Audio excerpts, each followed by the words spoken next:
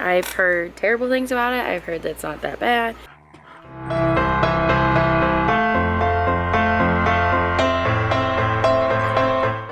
Good morning, guys. Hey, I have an HSG, my favorite. Not really. I've never had one before. I don't even know what to expect. I don't know. I've heard terrible things about it. I've heard that it's not that bad. So I guess we will find out today. Rommel, come. Come on. He just ignores me. He's a butt. Rommel Eugene. Do you see him look at us over those eyebrows? See, there he is. It is, stop, Sonny. 10:32. My HSG is at noon. I have to be there by 11:45. So I'm probably gonna make me some breakfast and sit and relax. Actually, no, I'm probably not gonna relax because I have this pile right here of papers on my dirty coffee table. On top, sorry, there's study. On top of my coffee table that need to be graded. Well, they're already graded. I just need to put them in the grade book. I just don't feel like it. But yeah, so I will probably update you guys on my way to the hospital because my HSG is at the hospital. If you don't know what an HSG is, it is a hysterosalpingogram, and it is for testing to see if your fallopian tubes are blocked. So, as we know right now, I don't ovulate on my own, and so I will have to take ovulation medication in order for us to have children, or as of right now, that's how it looks. However, I also don't know, like, if I did ovulate, if they can even make it to my uterus. So, what they do is you get on table and they shoot this dye up into your uterus, and it goes through your uterus into your fallopian tubes and out your ovaries, or out by your ovaries, and it just tests to see if your fallopian tubes are blocked, if there's any kind of blockage or anything. Because if there's blockage, then as your egg descends, both A, the sperm cannot get to the egg, and B, the egg cannot get to the uterus to implant. So, and that could be the reason why I don't ever have a cycle, is because my fallopian tubes are blocked.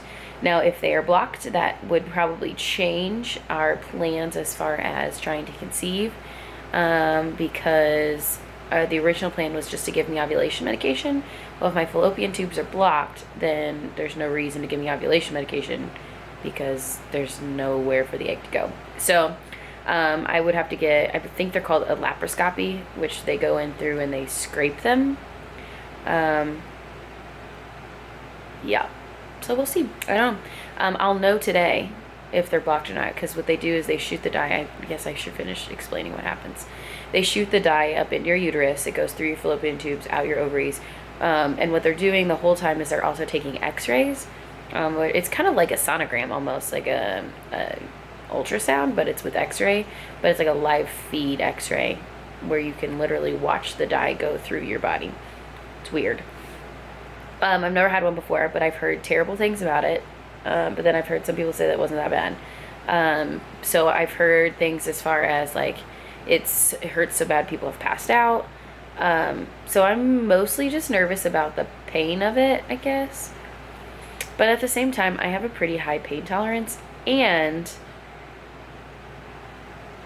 in comparison to childbirth, it can't be that bad. And if I am willing to put my body through childbirth to have a child, then I can put myself through an HSG that doesn't hurt nearly as bad as childbirth will.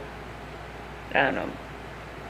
So I'm trying to think positively, but anytime there's like a possible pain involved, I'm sure we all have a little bit of fear, I think, especially that fear of the unknown. So I've really been like praying about it, and my friends have been praying for me, and Tyler's been praying for me as far as just like accepting that it's probably going to hurt and being okay with that, and not fearing that it's going to hurt, if that makes sense. I don't know, it's weird. But that's just kind of where I'm at right now. And I've got like an hour before I need to leave. But I think I'm just going to watch some TV. I'm going to put on, if you don't know anything about Jane the Virgin, watch it. It's a hilarious show. It's really sad, but it's really funny too. I'm probably going to watch some Jane the Virgin and make some breakfast and cuddle Sutton while Rommel hangs out outside. And then not worry about any of my work and just do it when I get back. That's the plan, I think. But I'll update you before I leave. And listening to the station reminds me every day that no matter. So, you know how on those days when you're in a really, really big hurry, but you know those days when you just need everything to go according to plan because you're behind. And most of the time, those days are the days that there are 50,000 people in line and everyone wants to be really slow, and you're trying really hard to be a positive person, be in a good mood, because that's what I try to do all the time in my life. Today's not like that. It's weird. I was expecting to get to the gas station and have like 30 people in front of me because I'm late and I have crap I gotta do today. And there was not a single person in there. But you better bet your butt, as I backed out of my parking space, like 5 cars pulled in. Hashtag blessed. I can't believe I just hashtagged, but yes. No, like, it's just, I don't know. It's things like that that make me so thankful that, like, there are times in life when you just really need things to go right and you're expecting them not to, and they do. They go right anyway. That's just a good day. So I'm hoping that even though I'm about to go have this stinking HSG done, that I still have a great day. But yeah, it's gonna be a great day. I'm just freaking out about this stinking HSG a little bit. I don't want to go inside, but I have to. Suck it up. You can do it. I will update you after on how it went. Pray for me, please. Hey guys. So it is now 2:15. Last time you talked to me, or last time I talked to you, last time you saw me, there we go. It was 11:30 and I was headed into the hospital. I wish that I could tell like some super elaborate story and I was rushed to ER with that. I wouldn't want to say that, but as to why it's been almost 4 hours since I last talked to you.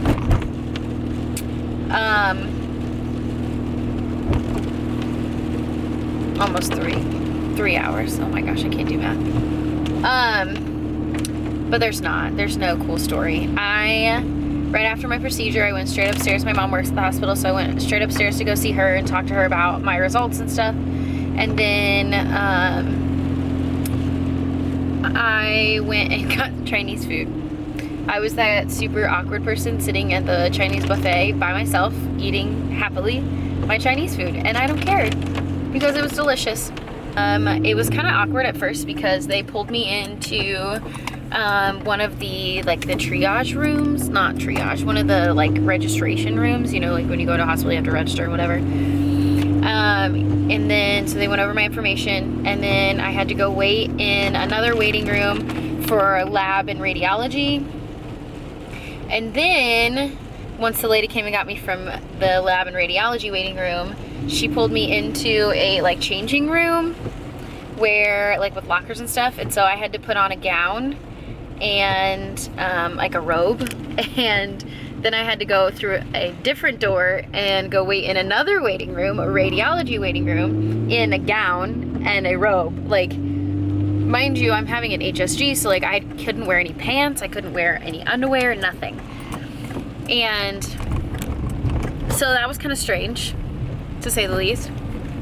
And so I'm sitting in this waiting room in a gown and a robe, And then she comes and gets me, and she pulls me into a room, then she comes and she takes me down the hallway. I'm sorry. So not only did I have to sit in this waiting room, but then I had to walk through the hallway in this gown.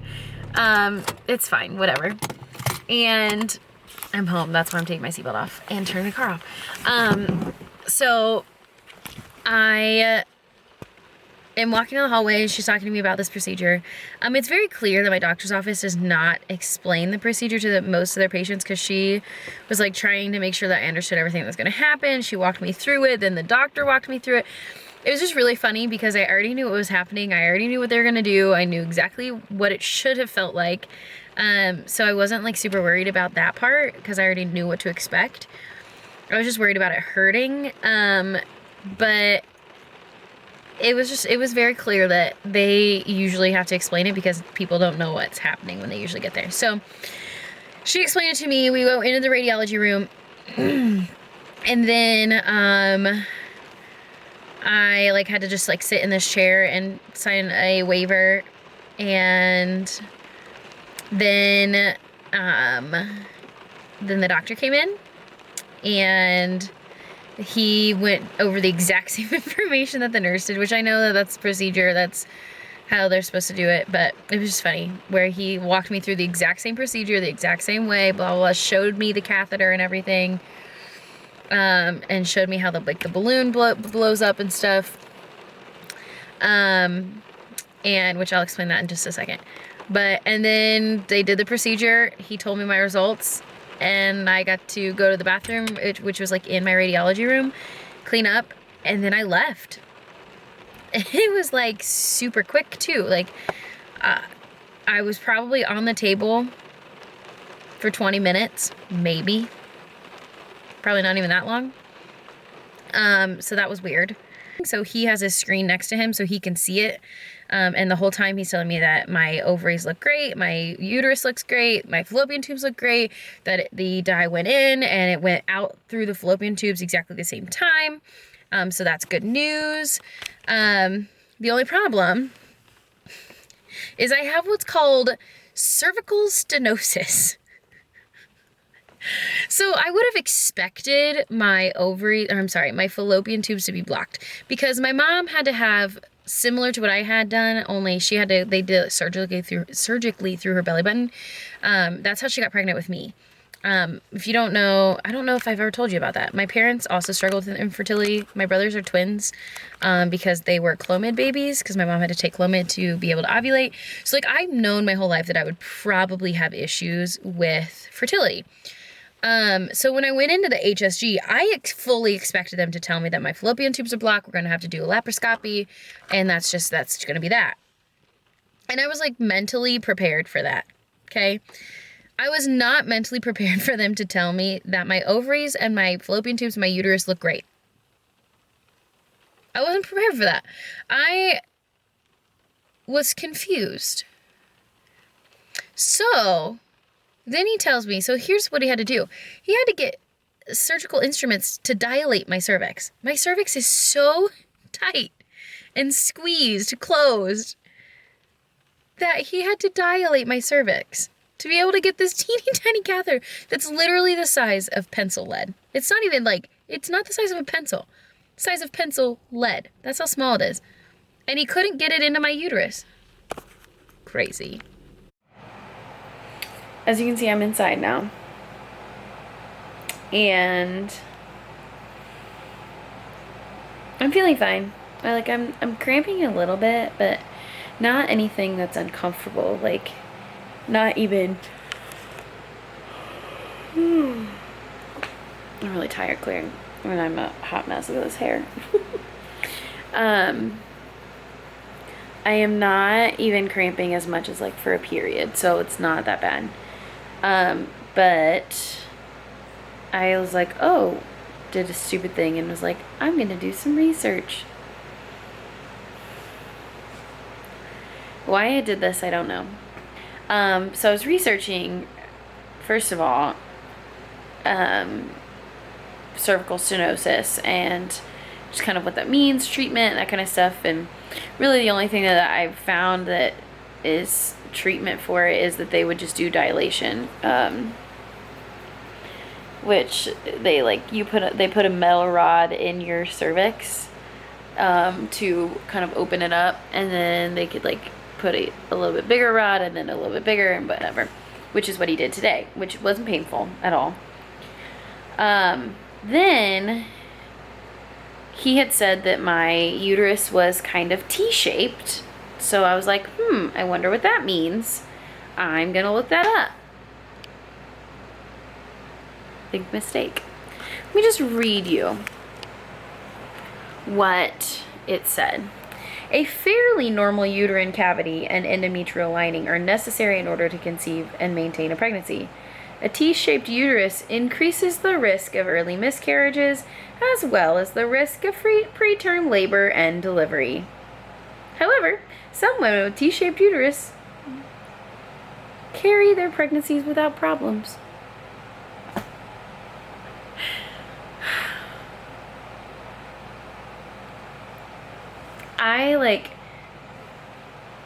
First of all, I know I shouldn't have gone online because that just makes me mad. But that's also kind of scary. So let's say that we get my cervix to open like it's supposed to, and I do get pregnant.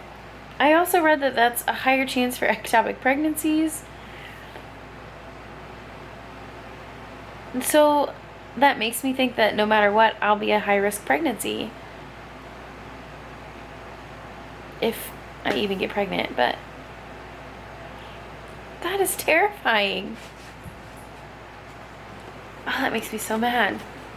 Like, I was so excited today when I walked out and I knew that my uterus and my ovaries were not blocked. My fallopian tubes, gosh, I can't talk. That my fallopian tubes were not blocked. I was so excited because that was what I expected the problem was. That's where I was as far as mentally assuming I couldn't have kids right now because my fallopian tubes were blocked. And I was so excited that that wasn't the case. But apparently, that's not the case, which is great. So it sounds like from what I've found, and I only listen and pay attention to the scholarly articles or the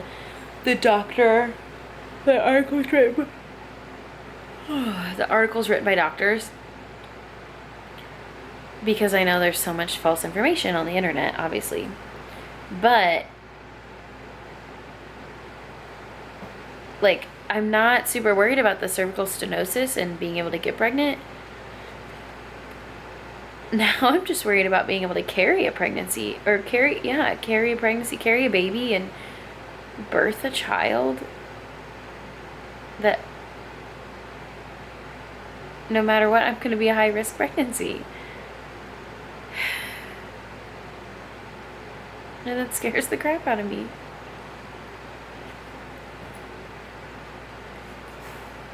And I know it shouldn't. It really shouldn't.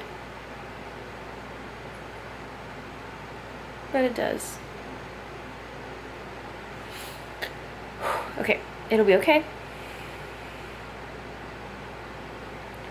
Like I always say, God would not have given me this passion and need to be a mother if it wasn't meant to happen. It's just going to be a hard road to get there. And quite possibly a pretty emotionally painful one if I'm going to possibly have easy miscarriages.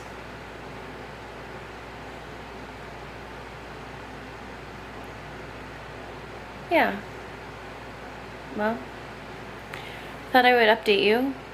This is probably going to be the end of this vlog.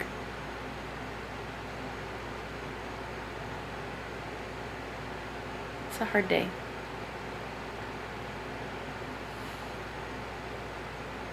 But the day will get better. And there are more answers. There's a lot less unknowns now in some areas than there were. And then there are more unknowns in other areas than there were.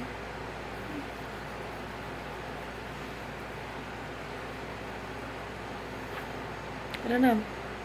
I guess we'll see what happens. See you next time. Thanks for stopping by today, guys.